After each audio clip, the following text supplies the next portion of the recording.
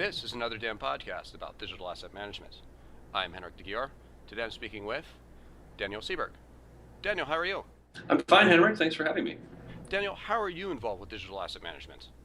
Well, I've always had great respect for folks who work in the digital asset management field. I was invited to moderate and to talk at the Creative Sphere conference and met a lot of the folks who work in digital asset management. And to be honest, my understanding of it going into Creative Sphere was probably about 10% of what they do, and afterwards certainly went up and have tried to learn more about it. And I have an extensive tech background. I've worked in technology as a correspondent, and now at Google for the better part of 13 or 14 years, being involved with the tech community in some way, and have always had some understanding of what digital asset management means. But I think that the logistics and the amount of work that they do to manage that content, whether it's through servers or storage area networks, and the breadth and the depth of what they have to keep track of is pretty staggering. And so I have, as I say, utmost respect for those folks.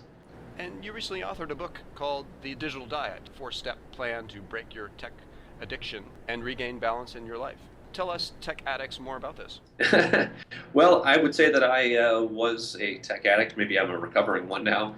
And it's the book is all about approaching technology in a healthy way. So consuming it, loving it, just not loving it unconditionally.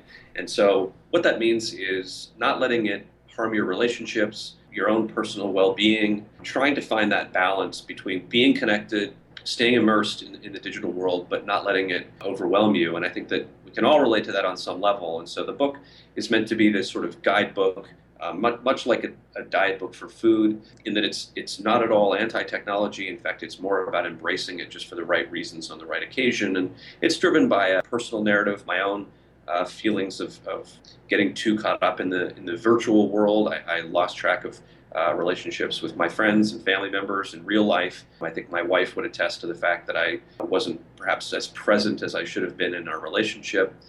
And I just came to rely too heavily. I guess I skewed too heavily to the digital world.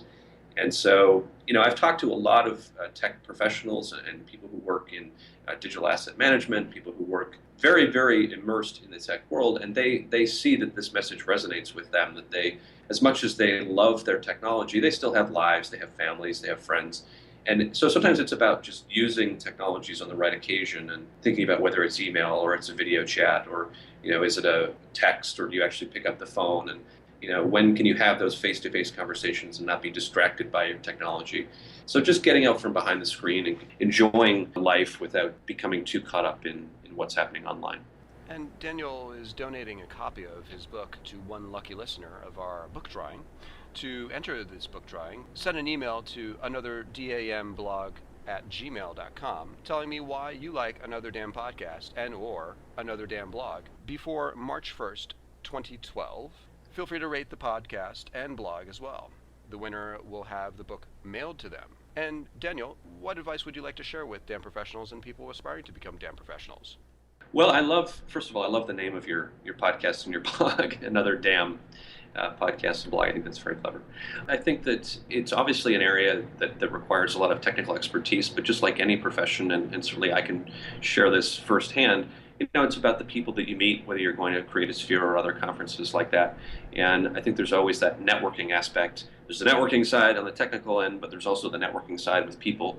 And, at Creative Sphere and meeting different digital asset management folks, it feels like a very tight-knit sort of a community. So it's important to reach out to those people, meet with them, talk with them, share your work, talk about your struggles and the different technologies. Whether it's coding, storage, servers, what sort of innovations are you looking at, and try to be as well-read as you can be. I often feel like I'm constantly learning, and I think that the best advice I give to people is don't act like you know everything, because there's always somebody who knows a bit more than you. There's somebody who's innovating in a new way, and taking the time to explore those ideas, see what they're working on. You don't have to necessarily do exactly what they're doing, but maybe you incorporate a little bit of it. You share what you're doing. This is the way that I think innovation springs up, and new ideas and ways to manage digital assets. It's obviously an area of growth. Everything is going the way of digital content, and we have to be thinking of new ways to distribute that, to share it, and to store it. And it's when people talk in terms of the size of data that we're referring to. I mean, it's kind of overwhelming for some people. So, sharing what you're working on and your ideas, I think, is essential, in having an open mind to what others might be doing. And that's what I took away from the Creatosphere conference, was just people were sharing and learning along the way. Well, thanks, Daniel. Henrik, thank you. I appreciate it. For more on this and other digital asset management topics, log on to anotherdamblog.com. Another Damn Podcast is available on Audioboo, iTunes, and the Tech Podcast Network. If you have any comments or questions, feel free to email them at anotherdamblog@gmail.com. And thanks again.